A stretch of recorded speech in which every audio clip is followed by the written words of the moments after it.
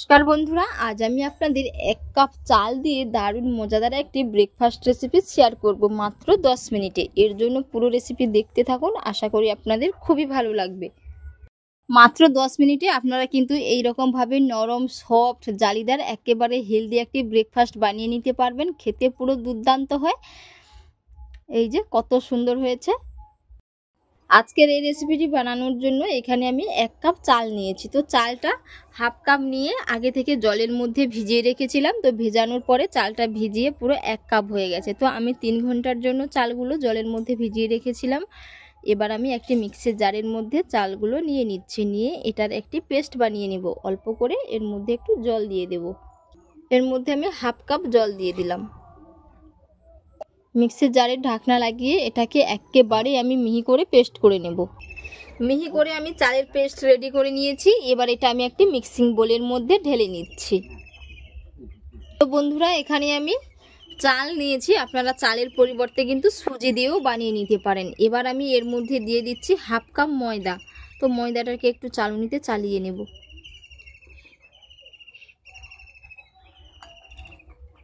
এবার আমি দিয়ে দিচ্ছি পরিমাণ মতো লবণ। মিক্সির জার ধুয়ে আরও কিছুটা জলের মধ্যে আমি দিয়ে দিলাম। এবার আমি খুব ভালো করে মিশিয়ে নেব, যাতে না কোনো এবার আমি সমস্ত উপকরণগুলো ভালো করে একসাথে মিশিয়ে নেব, যাতে না কোনো ডেলা ভাব থাকে। খুব সুন্দর করে এই যে মিহি করে একটি পেস্ট রেডি করে নিয়েছি। বেটারের ঘনত্বটা দেখেও নিশ্চয়ই বুঝতে পেরেছেন যে কেমন হয়েছে। সমস্ত উপকরণগুলো ভালো করে একসাথে মিশিয়ে নিয়েছি। এবার এটাকে আমি 5 মিনিটের জন্য রেস্টে রেখে দেব। 5 মিনিট রেস্টে রেখে ততক্ষণে আমি একটি স্টাফিং বানিয়ে নেব। এবারে আমি স্টাফিংটা বানিয়ে নেব। এর জন্য কড়াইয়ের মধ্যে 1 চামচ সাদা তেল দিয়ে হাফ চামচ গোটা জিরে ফোড়নের জন্য দিয়ে দিলাম।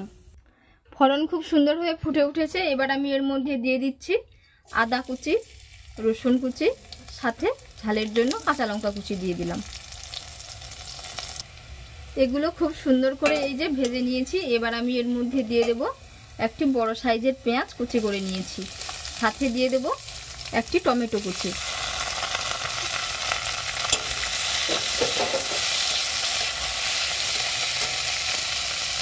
এবার আমি এর মধ্যে দিয়ে দিচ্ছি পরিমাণ মতো লবণ। এবারে আমি দিয়ে দিচ্ছি হলুদের গুঁড়ো কালারের জন্য।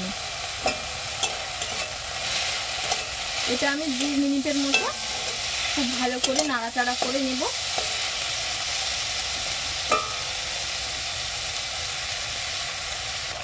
এবার আমি এর মধ্যে একটি ডিম ফেটিয়ে দিয়ে দিলাম।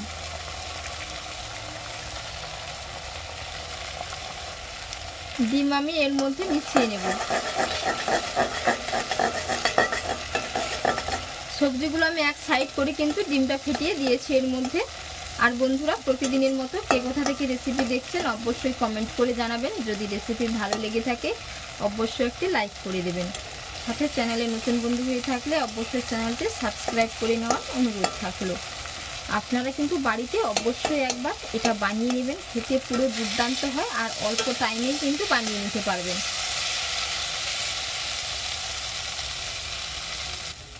স্টাফিংটা খুব সুন্দর করে রেডি হয়ে গেছে। পুরো একেবারে ভুজিয়ার মতো করেই কিন্তু আমি বানিয়ে নিয়েছি। এবার আমি এটাই প্লেটের মধ্যে তুলে নেব।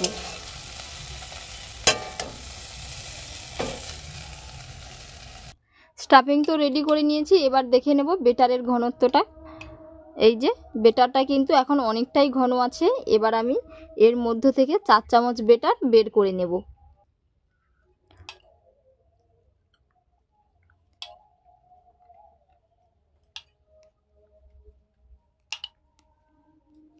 এবার আমি এই বেটারের মধ্যে আরও হাফ কাপ মতো জল মিশিয়ে নেব। আরও হাফ কাপ জল দিয়ে দিলাম। বেটারটা কিন্তু আগের তুলনায় অনেকটাই পাতলা হয়ে গেছে। একেবারেই পাতলা না এবং খুব বেশি ঘনও না, মিডিয়াম কিন্তু থিকনেসটা রেখেছি। এবার আমি এগুলো বানিয়ে নেব একেবারে পরোটার মতো করে। এবার আমি একটি তাওয়া বসিয়ে তাওয়াটা খুব ভালো করে গরম করে নিয়েছি। অল্প করে একটু তেল ব্রাশ করে নিচ্ছি, সাদা তেল।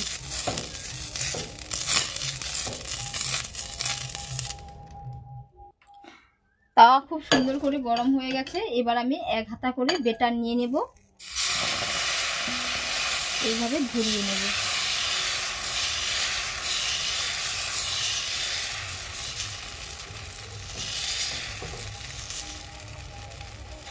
পুরো একেবারে সরু চাকলির পিঠার মতোই কিন্তু হয়ে গেছে। কত সুন্দর একেবারে জালিদার হয়েছে।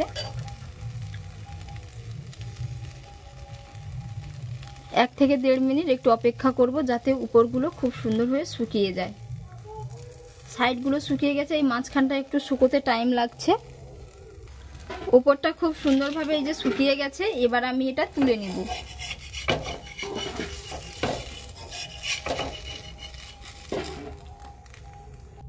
এই যে খুব সুন্দরভাবে কিন্তু এরকম সাইডগুলো ছাড়িয়ে ছাড়িয়ে তুলে নিতে হবে। এই যে খুব সহজেই উঠে গেছে। আবারও একটা ঠিক একই রকমভাবে বানিয়ে নেব। এই যে হালকা করে একটু তেল লাগিয়ে নিচ্ছি। আর বন্ধুরা, প্রথমের পরোটাগুলো কিন্তু একটু উঠাতে একটু অসুবিধা হবে, পরপর কিন্তু খুব সুন্দরভাবেই উঠে যাবে।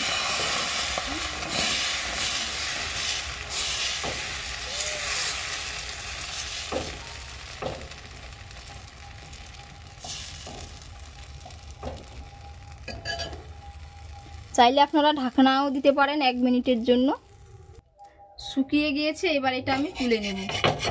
এই যে এটা কিন্তু খুব সুন্দরভাবে উঠে গেছে প্রথমের তুলনায় দ্বিতীয়টি। সমস্তগুলো বানিয়ে নিয়েছি। আর বন্ধুরা, বানানোর পরে কিন্তু এগুলো একটু মেলে রাখতে হবে, না হলে একটার সাথে আরেকটা লেগে গেলে কিন্তু ছিঁড়ে যাবে। তো এরকম করে ফাঁকে ফাঁকে করে মেলে রাখতে হবে, হাওয়াতে কিছুটা শুকিয়ে যাবে।